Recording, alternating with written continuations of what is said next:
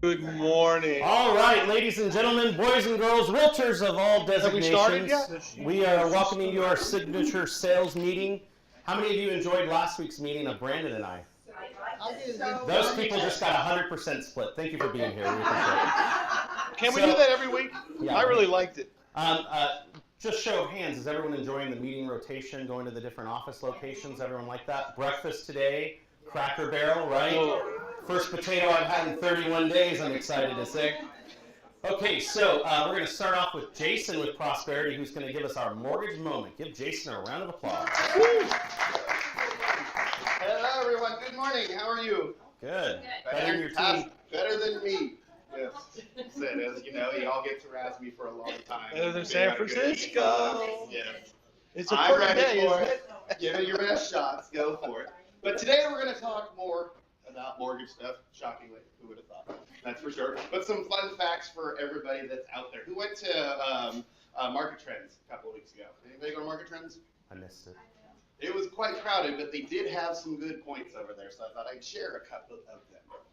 So the Fed is showing signs that they're going to level interest rates soon. We're about to find out tomorrow if that's a true statement or not. We're supposed to go up a quarter. That's pretty much a given. But the rhetoric from Powell is going to be the most important. If he says, yep, we're good at a quarter, we might have to do a quarter next time, but we might not. We might be two. But a lot of people are calling phase 2 in this fighting inflation stage.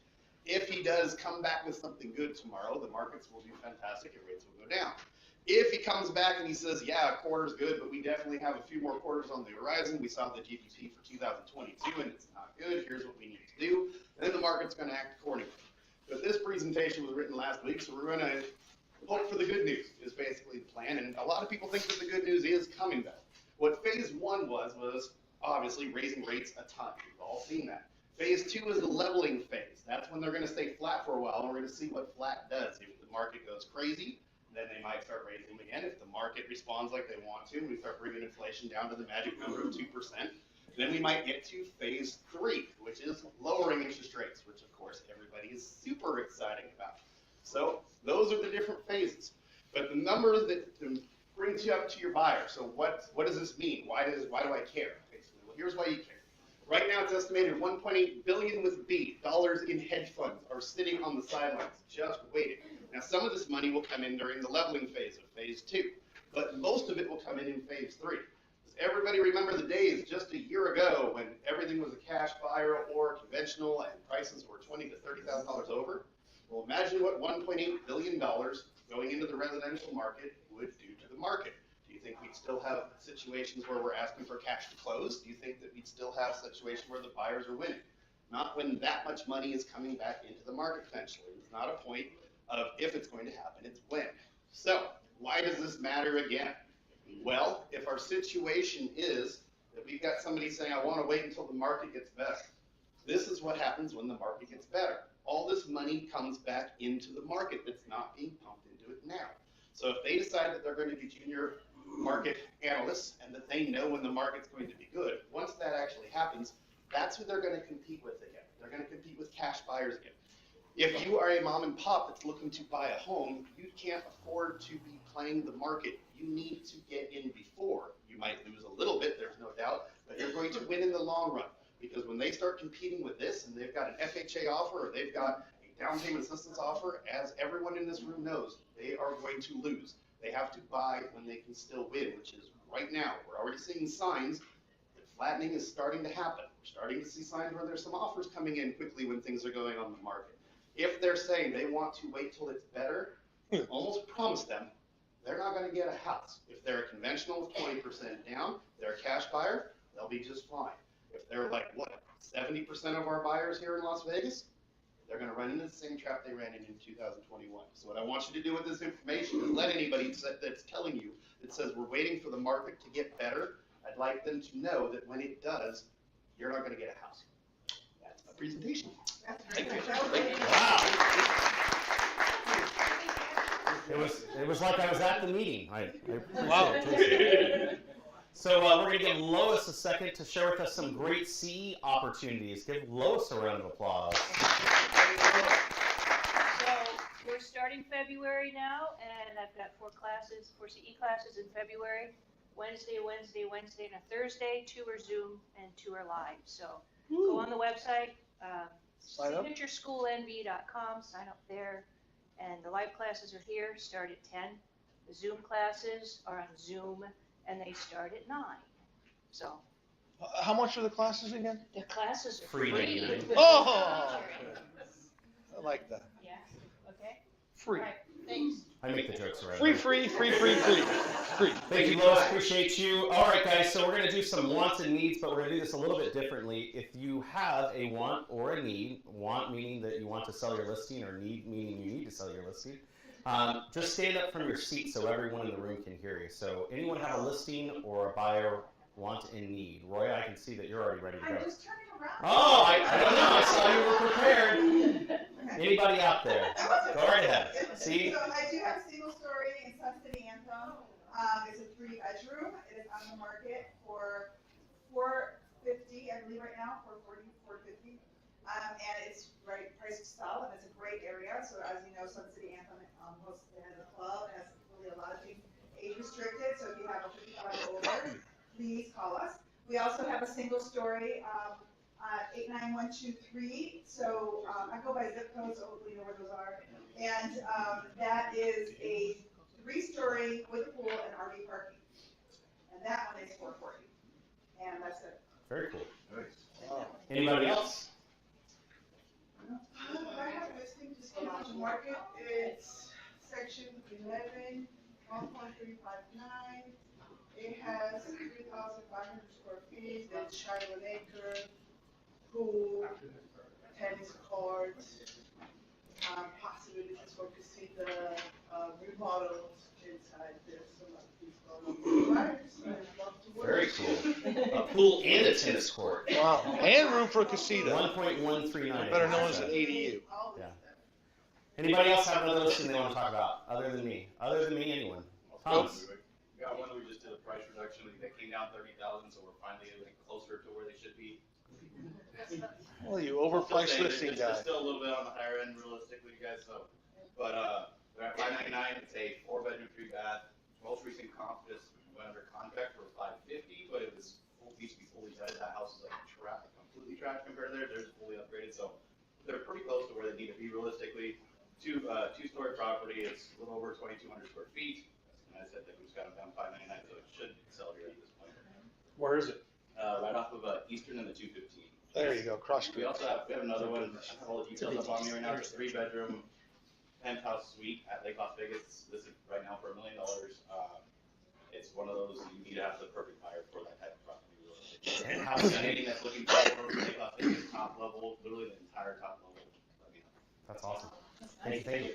So in about 40 minutes, I have a single story going live in the Northwest.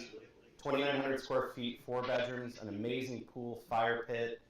You can use the neighbor's RV parking, he won't notice. Gated community at Jones in the 215 in the Northwest for $650. So if you have a buyer looking for that, I'm $40,000 below the last comp. So that might be priced right. I'm not sure yet. Okay, so we've got a lot of great topics. Let's give a round of applause to this illustrious panel. Illustrious. So I've got a list of things that have come up either in our Facebook page, questions that we've gotten from agents, complaints we've gotten from Janet, all the things that I put together to make a great script, and I promise it will be funny because you have to be funny or smart. So first thing in here is, by show of hands for the entire room, who has the app right now downloaded on their phone, the Signature app? Okay, I'm glad we found the one person that doesn't. Yeah, we'll talk to you at the end of the meeting. Thank you. So please make sure that you have this app on your phone, that you're communicating through it. This week we had about 9 broker conversations that were opened up where you can include all of the brokers at once and ask the question once, and everyone can chime in and provide you with the information. And usually they got an answer within about 3 or 4 minutes versus waiting for a callback or anything else. So if you're not doing that, please consider doing it. First question up for my illustrious panel. With the market in this weird fluctuation back to normal, what isn't normal, we're seeing a lot of prices where properties are still overpriced because people are basing them on previous comps or whatever their client tells them. What is your strategy as an expert broker in the marketplace to keep your price on point? What do you do on a regular basis to make that happen? We'll start with Todd because I didn't give him any prep for this and I'm gonna put him right on the spot. What do you do, Todd? Well, it's an interesting question because I had a client yesterday call me interested in a property up in Summerlin as an investment property, and there has been 2 sales in the last year within a mile of that property that fit that property, and they were all back in, or they were both back in mid 2022. So they certainly aren't comparables for today's market. So I think more now than any time before, you have to pay a lot of attention to under contracts. Like what price is causing a house to go under contract? And I think now we can start looking at maybe December, January. I think you can start to look at what things closed at. But I think even before like November, October, even those prices, what they closed at because they went into contract 30 or 45 days prior to that close date might still be a touch high. So I'm paying most attention to what has gone under contract recently, at what price it went under contract. I think that's the biggest indicator for me. Very cool. Tom, Janet, Brent, Oh, anything you guys want to add to that? Sure, I'll add to that. You need to know why they're selling, right? You know, if they have a time frame that they need to meet, you've got to be able to use everything that Todd just said to be able to figure out what it is and when it is that they have to move.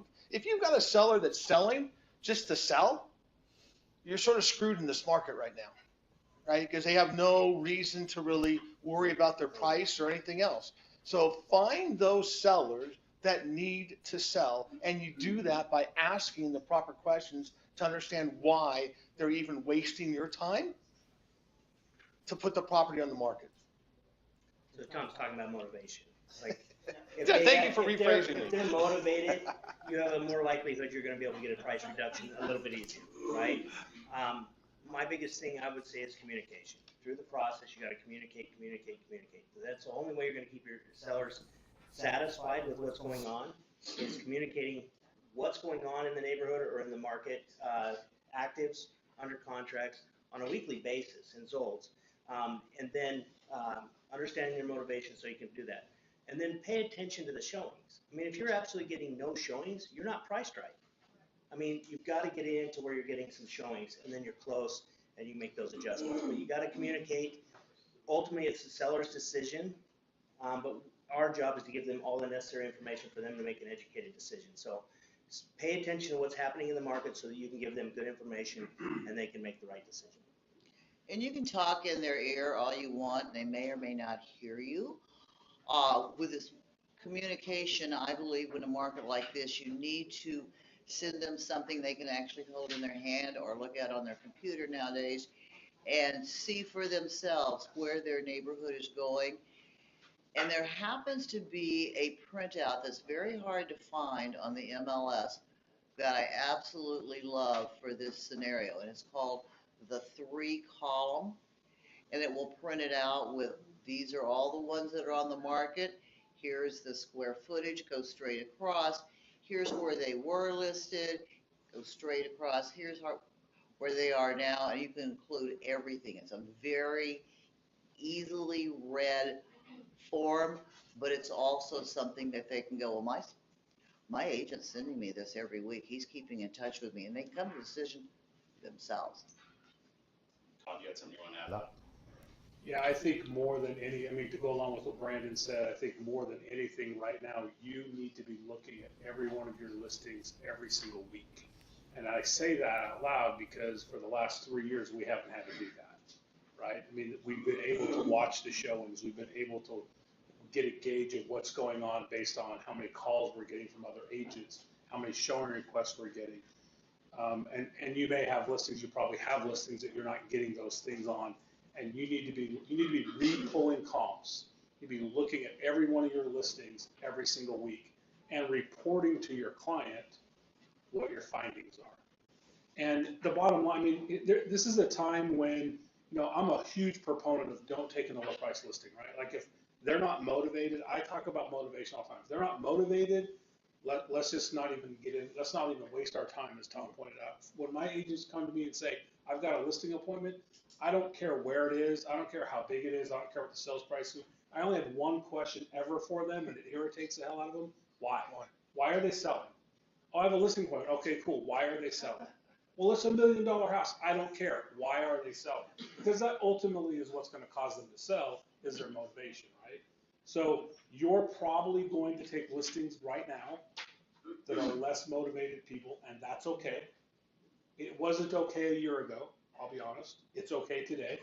But you should be looking at them every week and reporting back every single week with the report like Janet just pointed out. There's another report on MLS that nobody literally knows about. It's the last, on your one sign-in sheet, it's the last button on the bottom left corner. I don't know what it's called. If you click that and do an analysis of your property, you'll be mind blown of all the stuff that you could share.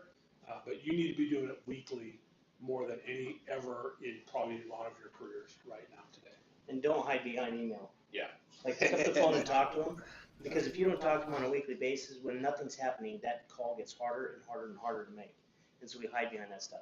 Communicate with them right up front. You're working together to get this home sold. So the reason this question came up, and it's indicative of this market, which we were in 4 years ago, so this isn't the first time this has happened. It happened probably 5 years before that. I had 2 listings in one of my offices that were canceling. And the client, we tried to save the listings, call up the client and said, hey, can you tell me why you decided, to take the home off the market? And the agent's explanation is, well, they decided just to stay here in Las Vegas. The client's explanation is, well, I listed it with the agent and they did nothing for 60 days. Now, the point for the agent was, well, I had no showings for 60 days. I tried to get them to reduce the price, and that's all I kept asking them. And the client's interpretation of that is, well, I saw you when you came to my house to list it, and then I haven't seen you since. And so in those previous markets, I actually got this from Todd. Every Friday when I come into the office, Fridays are a fun day in the office because you're happy. The weekend's coming. The hell may be over soon. And so the whole point of Fridays that I liked was I was excited about being in the office, and so it was the perfect day for me to reach out to my clients and find out if they're excited about the coming weekend, because when do you usually get the most showings? Over the weekend. But the problem is, from the seller's perspective, if the house hasn't had a showing, who's not doing their job? The listing agent. And I'm not saying that it's the listing agent's fault, but from their perspective, you're the one that had a marketing plan that's done nothing for them. And so what I would go into the office and do is I would share with them the showing report. I'd share with them the reverse search. I'd share with them all the agents that matched this home with somebody else. I'd go onto the aggregators like Zillow and other sites that are just like that, where they'll provide me with a report to show me how my property ranks in the neighborhood. And then I would go and pull the comps to say, well, not only did your home not sell this week, but every other home in the neighborhood also didn't, and here's the way that we can stand out. And I would just present them with 2 or 3 options for the strategy to make the home sell. I'm gonna hold an open house, I'm gonna door knock the neighborhood, that's a lot of work, maybe we should reduce the price. And so the whole point is have a strategy with them every week, and then they won't take the listing away. And then if they decide that I don't like this strategy, it's them that has made the decision versus you looking inactive. And so make sure that you're communicating with them. That's all great stuff. And Chris, let me add, we've done a great job of innovating our way out of a relationship with our clients through using emails and not picking up the easiest thing in the world, and that's the phone, and calling them and talking to them. You lose so much of that personal touch through innovation that it's killing everybody's relationship with their clients. So stop innovating and just do the work. And last point, not only communicate what's going on in the market, communicate what you've done. Like when you put a sign up, when you talk about it in the sales meeting, let your seller know that you talked about and promoted their listing at the sales meeting, our company sales meeting, so that they can know that you're doing something. They don't see everything that you do, so you have to tell them. Okay, next topic is one that is going to shock you. It's a crappy topic. I don't know how else to bring it up, but we're going to talk a little bit about septic tanks here in Las Vegas. I told you this was going to be funny. Thank you, Barbara. I appreciate that. So a coming issue that we're going to have is currently right now, if you didn't know, there is a moratorium on septic systems being installed in all of Southern Nevada. The difference right now in the guideline from the Southern Nevada Water District is that if your property is within 400 feet of a sewage line, you must hook up to the sewage line. And so regardless of what that expense can be, it could be upwards of $100,000 just to connect for 400 feet. If you're over 400 feet from that sewage connection point, you are allowed to get a permit and move forward with that if you can prove that fact. Now, what we know to be true and things that are going to be coming to down the road to you is that the Southern Nevada Water District wants to take away all septic systems and possibly take away all private wells. And the reason behind that is they can't recover the water that goes into a septic system because it goes into its leach field and it's lost. And they can't control the pumping of private wells. And so they're in a water conservation fight right now to do that. We're going to see a number of bills come up to the state legislature. But there's a guideline under reasonable skill and care that says you should know what everyone else in the marketplace knows right now. And if you don't tell your clients about it, you're in violation of that by state law, not by the Code of Ethics, which probably also is the same idea. So right now, we're trying to put together a resource page, some information at the board. I'm pretty pleased that the information came forward from this group right here first. And so we're going to keep you apprised of what's going on. But this means that if you're listing land for sale, if you have clients out there building a custom home, this is something that could drive a big issue into the deal if they got a bill for $100 or $110 or $80,000 to put in a sewage line. So just be cognizant of that. Andrew? Chris, for those people who own wells,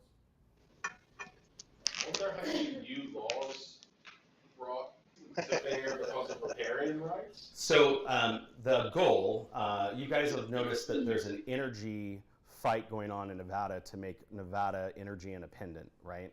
And so the idea behind this is by 2054, which is 30 years from now almost, that there would be no septics anywhere in Southern Nevada.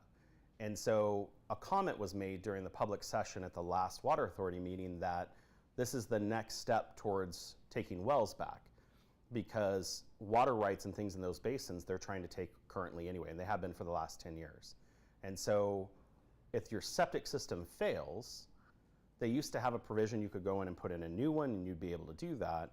Now they're going to actually be enforcing the fact that they want to know if it fails. You won't get a permit to reissue it, so they'll make you hook up to sewer.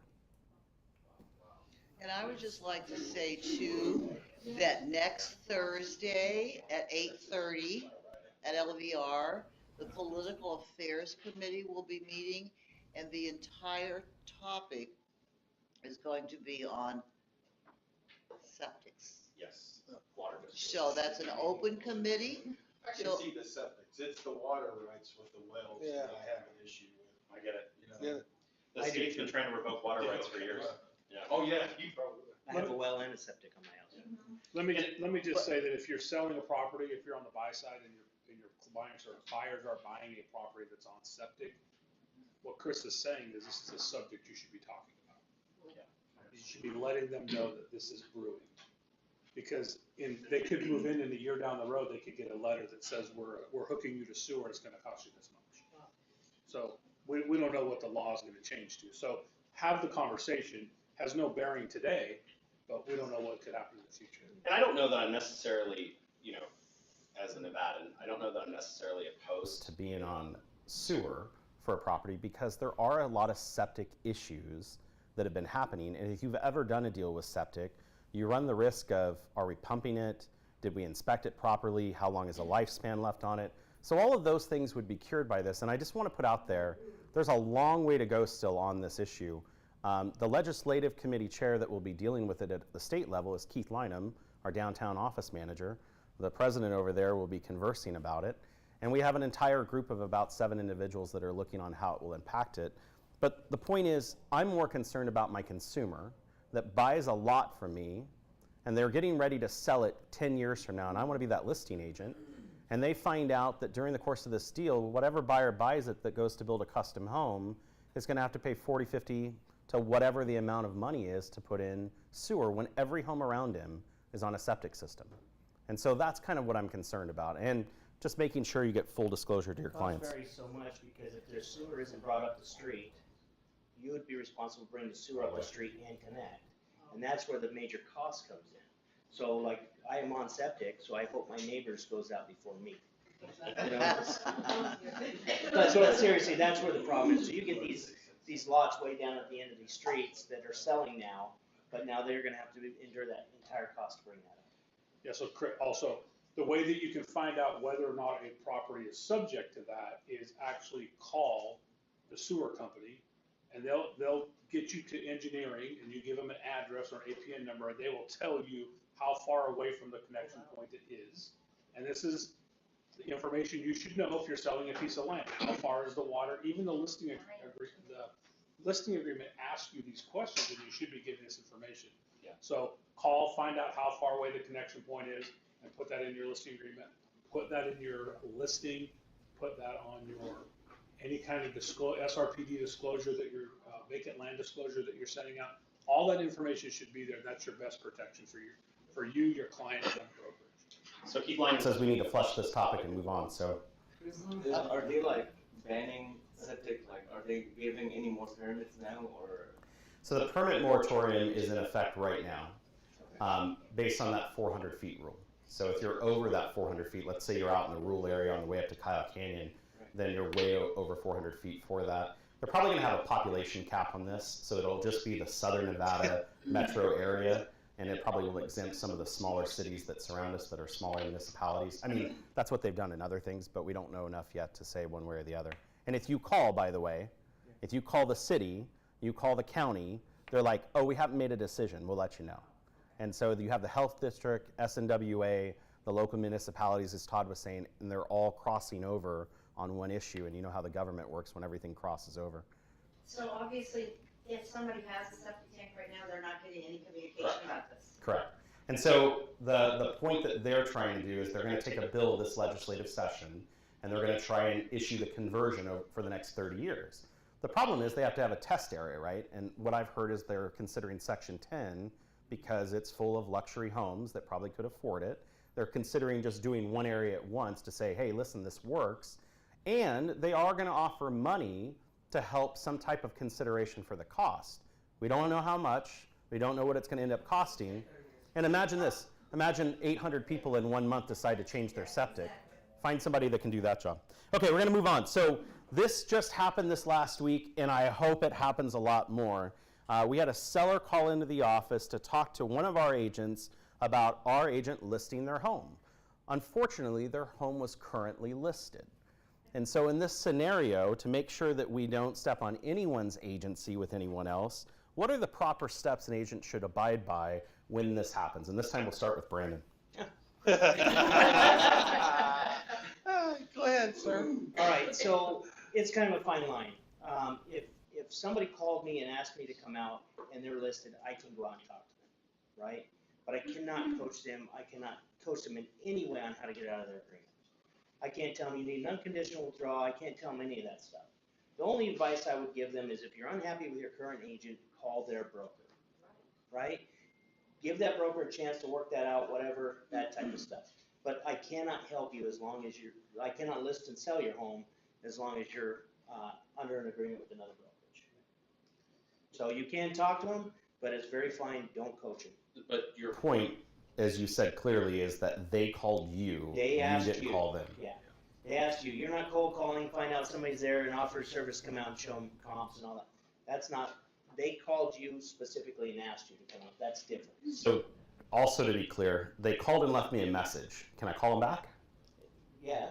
Okay. I mean, they called me. My home's currently listed with somebody else. Can you call me back? They wouldn't say that. I don't know, they might say that.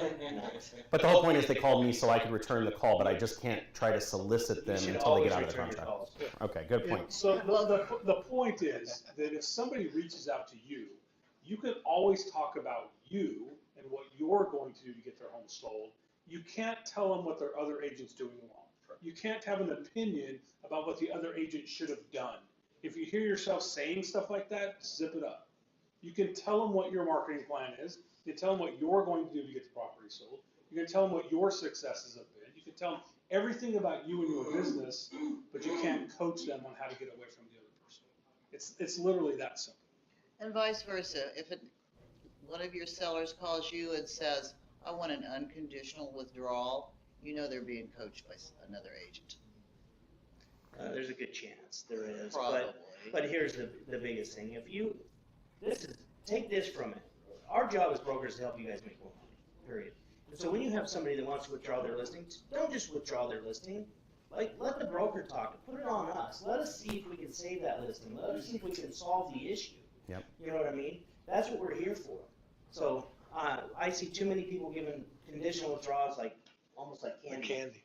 You know, it's because they just don't want to deal with it. So the point on the first part of this topic about them calling you, the same idea with the broker support is that there's another agent somewhere that's going to lose a listing, and they're probably pissed off about it, right? Because no one would be excited about that. And what I've had happen is that there's just so much that went wrong in the deal, it will never be fixed with that agent again. And we've had some success where that client is just relentless. They keep calling us, you've got to come out and help me, you've got to get me out of this contract. We can't do that. There's no magic broker wand that allows us to release it. But in the past, I've been able to call another broker, some major companies here in town, and say, hey, listen, we keep getting a call by your seller. They say they're upset. We've told them that we can't do anything about it. But you know what? We feel bad that your agent's done all this work and they're going to lose out on the listing. Is there a referral that we could work out so they'll stop calling us and you guys won't completely lose out?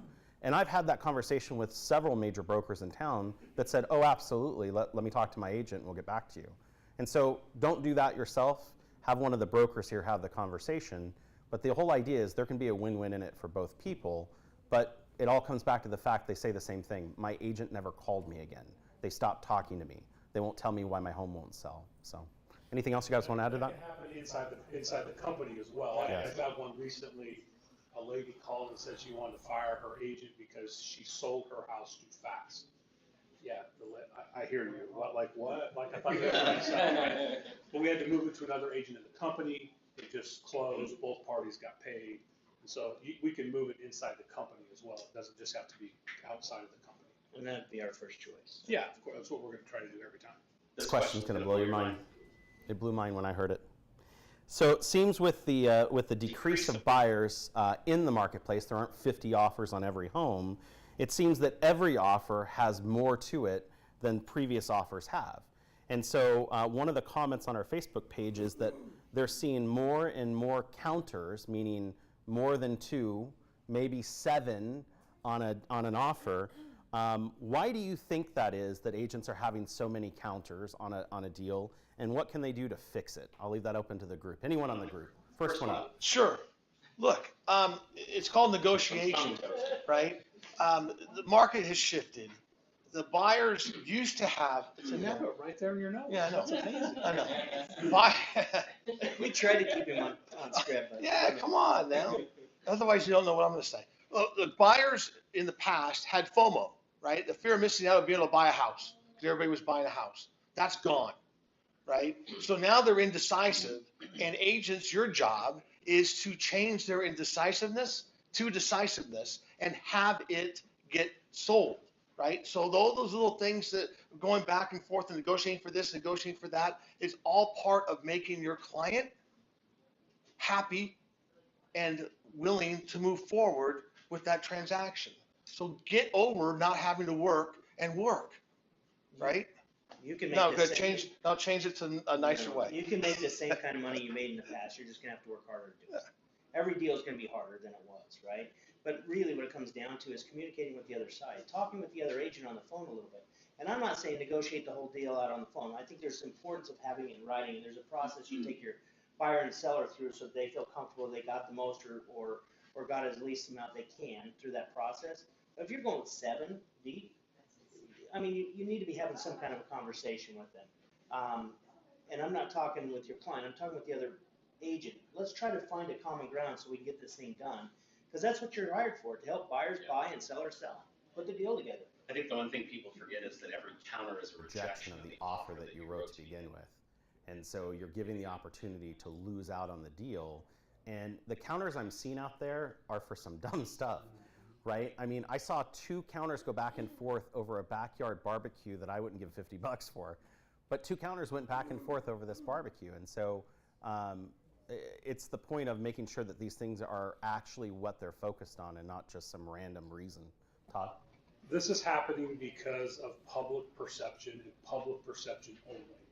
The buyer's public perception is that every house is free, and the sellers now have equity in their homes, and they don't have to get rid of it. This isn't 2006, 7, or 8, right? There's equity. So I will sell my home, but I have equity, and I don't have to sell it. But buyers still feel like, oh, they're going to be free. So let's, and here's my challenge. Here's the biggest frustrating part for me.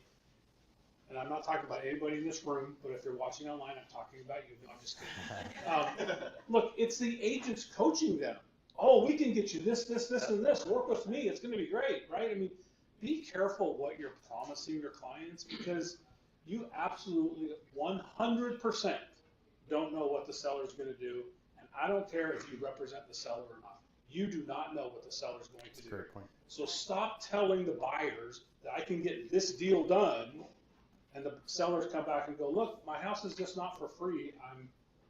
I had a deal die last week over $7,500.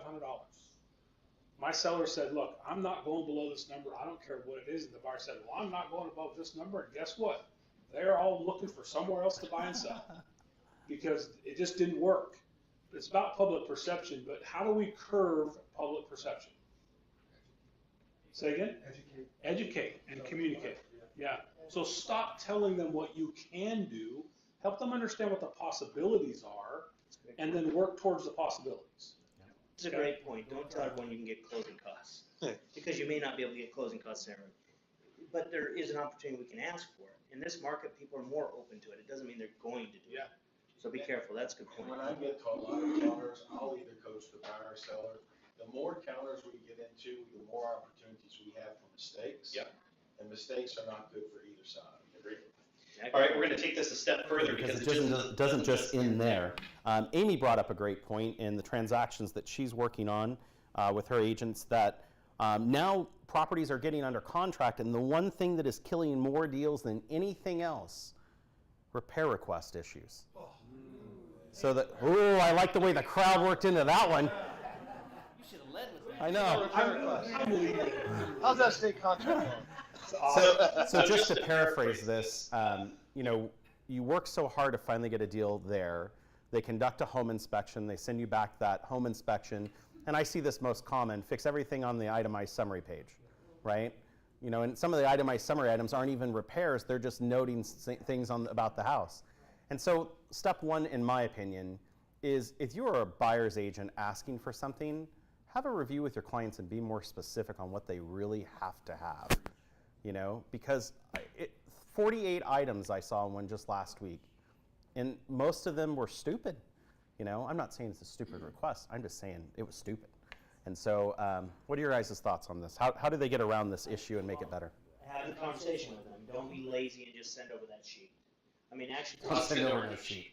Right. That's what most agents are doing right now, right? They're just sending over the sheet, not wanting to have that conversation, and have the conversation with your buyer about, look, it's a used house, right? It's not brand new, and even brand new ones have a litany of stuff that you're going to have to fix on your own during the course of when you move in. So have that conversation with them and setting up the expectations of how this is going to go and reality.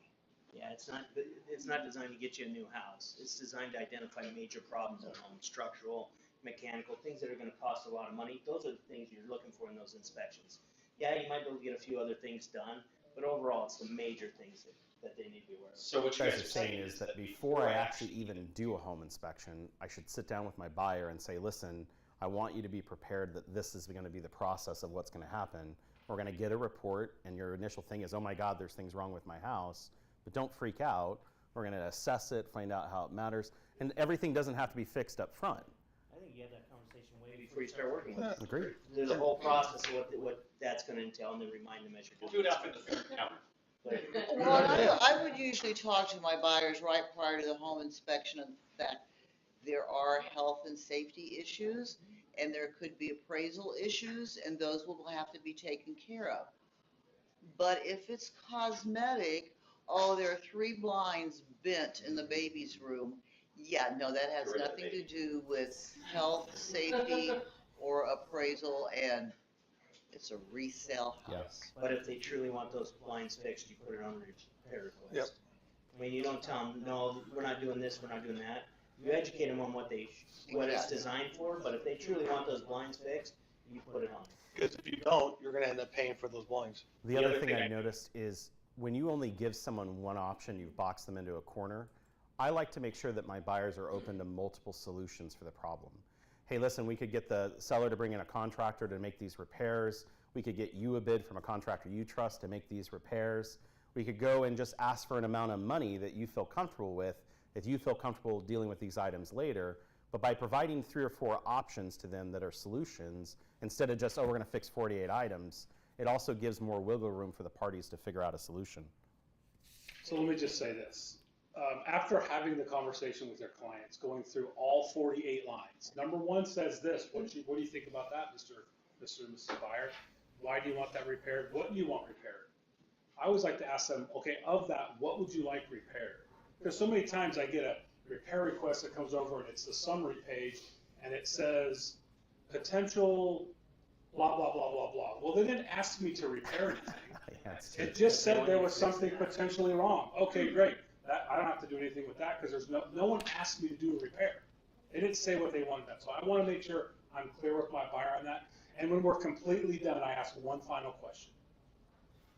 Which items on this list of 48 are deal killers for you? Because Mr. and Mrs. Buyer, I'm going to put that first, second, third, and fourth on the list.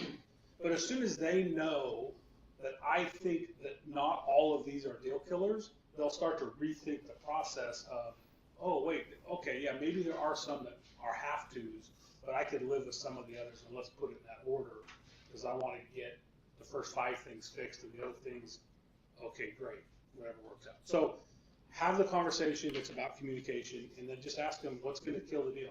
Which of these items is going to kill the deal, and that's what you're going to be working hardest to get fixed. Stay away from those deal killers. Okay, so next topic we have up is, every January, I like to be reminded that all of my licenses could be coming up for renewal. And I'm not talking about just my real estate license. By the way, my real estate license is up for renewal this year, so I've got some CE to take. Lois, I'll see you soon. But your business licenses, your corporation licenses that you have for your LLC, it's your responsibility as a real estate practitioner to make sure all of those licenses are up to date, that the company has a copy of them, or else they'll be sending you notices about it. You got to make sure you have your state business license, your local municipality license. And we did have a lot of people in the company transfer to new locations. So I just want to remind everybody, all of us have to take CE and to monitor those and make sure they're correct. Please don't forget to check that out, because it's something every January they start to send you notices. Who else renews this year? Wow. Northwest office is in the city. In the city? Southwest is in the county, and then Henderson is in Henderson. And if you're in Henderson, I'll take care of your business. They bill the office, it makes it easy. He'll take care of making sure you have one. You're going to pay for It'll it. be billed, $50. Oh, yeah, you're going to pay for it. I'm going to do the work. I also want to remind everybody, and Janet brings this up a couple times throughout the year, but this is the best month that you can start your LVR layaway, not layaway for a present, but layaway for your dues. And so you can simply pay a monthly amount, which will cover all of your dues billings that you receive throughout the year. So if you've thought of that or looking into that, it's a great way to have that taken care of. So Janet, you brought up a point that came out of one of our broker issues, good reminder, and that's chain of ownership of a property and the difference when you're dealing with a power of attorney or you have a trust or an LLC. Tell us your thoughts on that, Janet. Okay, so here's the situation. Mom is very elderly and in the hospital, and they assume that she's going to be moved to hospice. Son, who is an attorney, has her power of attorney, and he lists the property because she's never going back in to the home. Well, Mom dies in the hospital. She never gets moved to hospice. So now we have this listed property, and we have a son who has a power of attorney. But he doesn't have a power of attorney now because when Mom died, the power of attorney went away. If they die, the POA won't fly. Wow. That almost rhymed. That almost rhymed. I found that. So son, wants the property left on the market. It's on the market in the MLS, and he wants it out there as kind of like a coming soon. But we don't know exactly when it's coming soon because the son's not stupid. He's an attorney. He goes and gets a probate attorney who says, you can't do anything until probate court decides that you can sign paperwork. And it's still an ER and MLS. So listing agent is getting all these phone calls and explaining, well, here's the situation. We don't know when it's going to be available for sale. But no one can do anything. This property's in limbo. Is it listed as ER?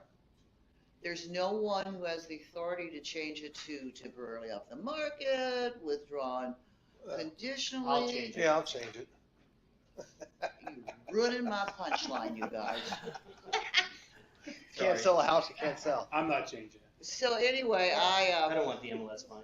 I did call and I said, you know, maybe he might be a little wiser to just, if it weren't on the market, because the price may change between now and when the probate court says, yes, you can be the trustee and sell it. They do have a probate court date for April. So knowing that I need a fall person, I called the vice president of MLS, who's been doing the job for, God, 30-some years, bless her heart.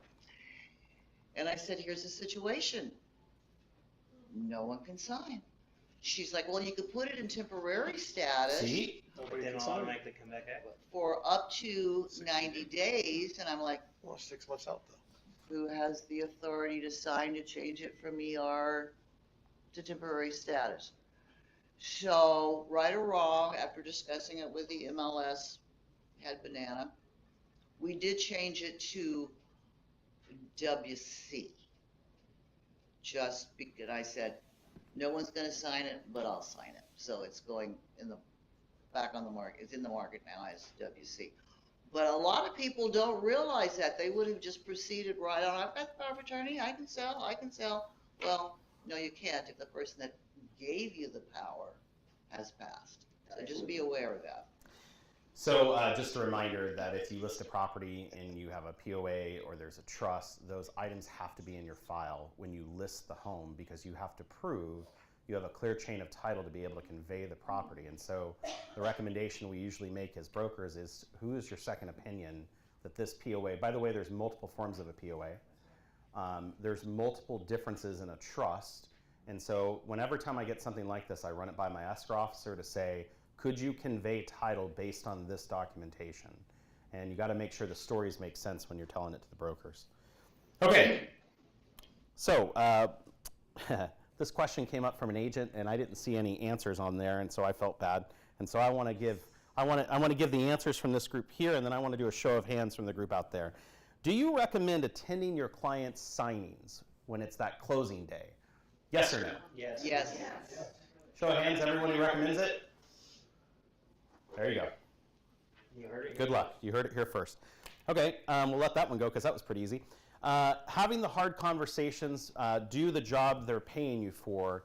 So a couple of times this last week, we've had an agent that has to share unfortunate news that a buyer's canceling, that because of the issues in the repair request, the deal is going away.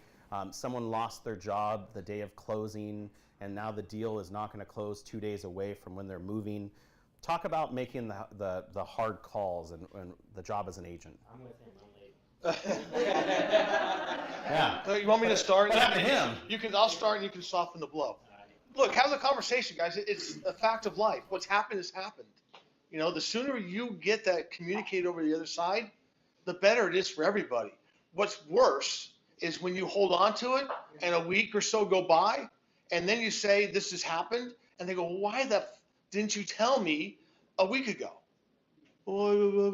No, just, you know what? You're not going to die. No one's going to die, right? It's a moment. Get it out of the way, communicate what you need to communicate, and move on with your life. Hang up the phone when you're done and go, all right? But get it done. Have the tough conversations. But here's the thing. If you educate your clients and you let them make the decisions, there's things that are gonna go wrong. Yes. But if they make the decisions, then you don't have to be responsible for when those things go wrong, right? You're going to relay that information to them. They're going to be upset. That's okay. They are going to vent. Don't take it personal. Let them get off their chest, and now we can move forward. But you can't run from those conversations. That's how you end up in lawsuits. That's how you end up with unhappy people. That's when you end up losing your commission, having to write checks, all kinds of other stuff. Just have the conversation. And if you're not comfortable having the conversation, come talk to a broker.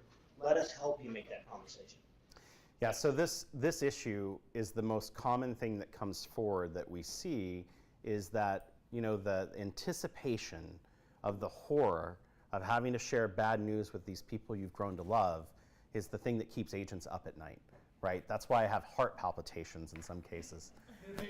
Yep, it's keeping Tom going. But the whole thing I will say is, you know, that is the one thing, like Brandon mentioned, you're making a large sum of money for the job that you do as an agent, and sometimes you get paid that money and sometimes you don't, but you always have the ability to share things with people and to share a solution with people. So I don't mind as much sharing the bad news, but I always try to come with a good plan, right? Unfortunately, the deal is canceling, and I'm so sorry your plans will have to change, but here's my suggestion for what we can do next. And it seems like it helps a little bit, not a lot. And I have had people yell at me. Never go away. Yeah, just They Todd. just get worse. He just went away. Angela. We sometimes we get in our head, so we're calm and we come at them calm. Sometimes we handle the problem better than we would think. Yes. On our head, oh my God, they're gonna freak out, but I mean, what you said, but staying calm and offering some options for resolve will help them kind of wrap their brains around it. The one thing I usually get the call on after this news is delivered when they're upset about something is, well, does that mean I get all the EMD because they canceled during the due diligence? And I'm like, how do you not know that they canceled in the due diligence so you now don't get it? And it means that no one had the conversation that if they cancel during this timeline, they're owed the money back, or they could be. And I think a lot of it too is your preparation. You know, I highly suggest that everyone has top 10 questions I get during a transaction, and you've provided that to your client. Or when the due diligence starts, you let them know, hey, this started, here's what could happen and what we're looking for. Because when they don't understand, they point the finger at you. Don't coach them on not signing the escrow instructions to release the MD when you know they probably have lost it. Like, get through the transaction, move on. You know, when you're working with the buyer and you're trying to get the seller to respond and get that signed, how frustrating that is and how bad that makes you look to your buyer. Don't be that agent on the other side that does it to somebody else. Let's just get these deals. If they're bad, put them to rest and move on. And so here's the other thing. I had a deal one time, house listed in escrow, only husband's on title. 2 weeks prior to closing, the husband is killed. Wife is not on title. He doesn't even have a will, nothing. And so I dreaded calling the buyer's agent because I know these people are packing up, getting ready to move in. And so I called the buyer's agent and I said, my seller was killed, wife is not on title, she's in absolutely no condition to move out within 2 weeks, and not only that, she can't even take care of her young daughter. People from her church are coming in and taking care of her daughter for her. And the buyer's agent could not have been nicer because I gave him all the situation. He said, I'm gonna call my buyers and I will call you back. And he called me back within about 30 minutes and said, we understand. So communication, pick up the phone. This would not have gone well in Over an email. Yeah. Definitely would have gone well if you waited. Right. Our client never would have read the email. And also, texting is the same as email, right? It's just quicker and stuff. So texting, email, become personal. We've lost the personalities and being personable with each other, and it's killing our business. But I've not lost my personality. So here we go. We got this last question. I saved it for last because it does happen a lot, and we need to clear this up. So who here is seeing rent back still in this market? Anybody? Yeah, some of them? Okay. Who here has started to see owner will carry in this market? Okay. So these are two things that have definitely still going on. what I'm noticing is that the RPA, when you write the offer, the reason why the additional term section is so small is because we don't want you writing a lot. But you are supposed to make sure the terms of the RPA reflect into the other documents that you're going to put out there. And so let me give you an example. You're going to do a rent back, and you're going to do a rent back for 30 days for $2,000 a month, and you're going to hold a security deposit. These are all questions that go into the rent back addendum or the occupancy agreement. My standard of practice is that I know these terms going into it when I'm writing the offer, and I am creating the addendum, but I'm pairing them together to make sure that they mirror each other so that there's no question on what goes into those blanks on the contract. Same thing when a counteroffer comes back from me on my listing and they've asked for it, I'm going to mirror those clauses that are in those blanks. It works the same way on the owner will carry financing addendum. You know, if you're asking someone to carry and you can't figure out any terms to present to them, the likelihood of that deal closing is going to be a big problem, right? And so you got to know how long the term, when the balloon payment is, what that interest rate is that you're going to suggest to them, and you want to put that into your offer and provide a financing addendum to go along with it, but it's a way to contractually obligate all those people to those terms. Multiple up here, I know everyone up here has done owner carry at some point and rent backs, and especially Todd as well. Roya's done them and Angela's done them, and so if you have any questions on these, please reach out. We're happy to walk you through it, but I want to make sure that you're prepared for the deal to close, that it happens. The biggest difference in rent backs now to 6 months ago is rent back 6 months ago had dollar figures attached to them, high dollar figures, and now people are asking for free rent backs. Sure. Do you suggest, is it okay for the 0, or would you at least do $1? Is there any protection against one versus the other? I know that. So you're seeing it the other way? See, I would have thought when it was busier, there was. Right, that was free then, now we're charging that, I thought that. I always try to actually ask for free rent back, if possible, in the negotiation of the offer price, but you should always have a deposit. Because the problem is, we've had properties get trashed, and then there's nothing on the line making sure that they're going to maintain it, and so the question is then who holds the deposit? Well, after what Jason says. Do you rate the contract to the per diem versus dollar amount? You can. I do. You can do whatever buyer seller agreement, but here's the thing. How long do you have to move into an FHA or VA home when you buy it? 60 days. In 60 days, right?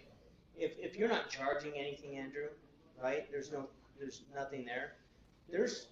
You can put possession to be on a certain date, and that can be after the contract. And you're still held to all the obligations of the delivery that was in the purchase agreement.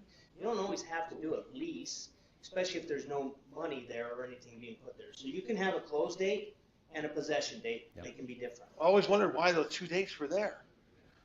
Just to now you know. mess with you. Chris, Elliot. 2 things. One, I just had the conversation, go back to talking to people about reducing prices. Yep. I had the phone conversation yesterday. He sent numbers from the MLS this morning. He just got a text with a $10,000 reduction. See? There you go. That's one. Yeah, 2, so glad you have to Yeah. That went so many different places, I wasn't ready for it. Roger.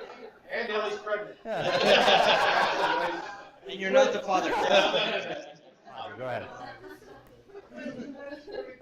Yes. What, if any, repairs is the seller obligated to make? So to be honest with you, the seller doesn't have to do anything, just like the buyer doesn't have to ask for anything. However, the lender, the lender over here has conditions that must be met for the investor to loan the money. And so those usually are health and safety issues, or they're issues that are like in an FHA appraisal. The FHA appraisal guideline book is hundreds of pages long, and that's where what's the boards on the house? Facacia boards? Fascia boards, that's it. God. Jesus. That's an Italian biscuit, isn't it? But now I'm embarrassed. But that's the point. Those things usually have to be thought of.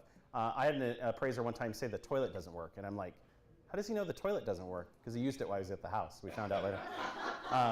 But that's the whole thought process, and if those things come up, it's a condition of the loan. Yeah, but still doesn't mean the seller has to do it. Yeah.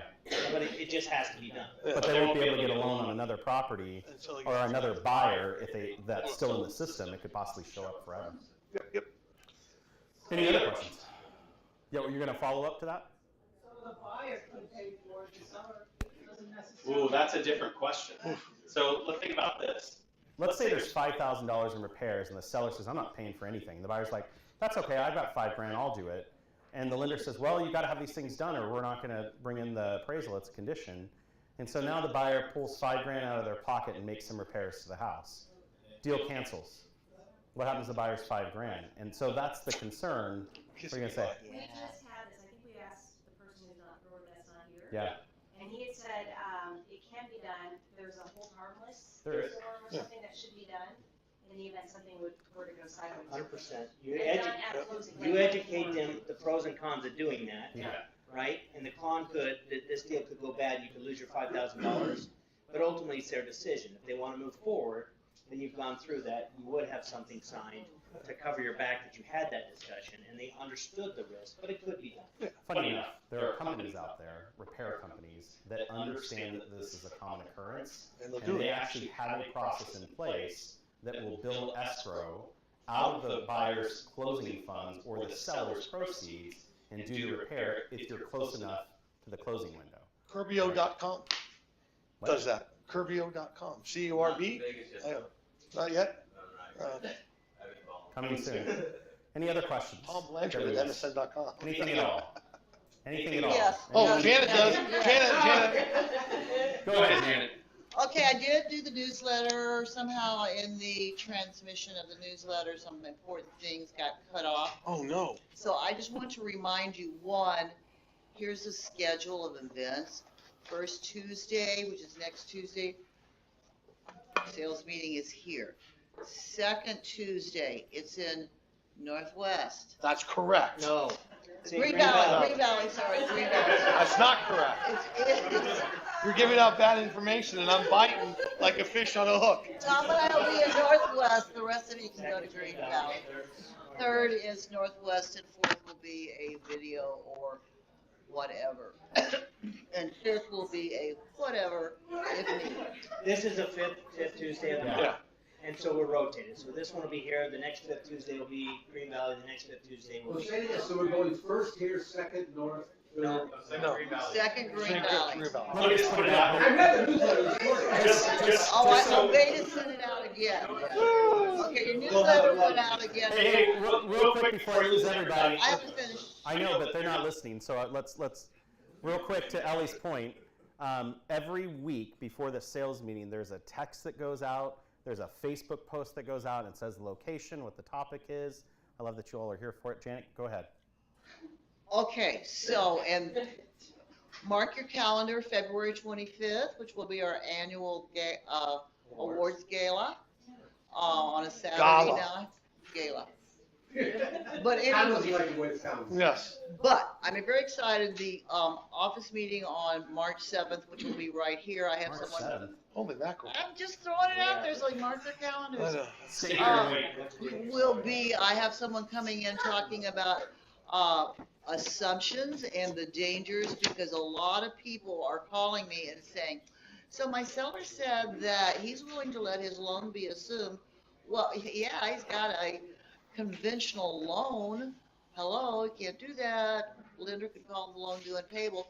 So I have an expert who's gonna come in and talk about the pitfalls of the different assumptions on different types of loans.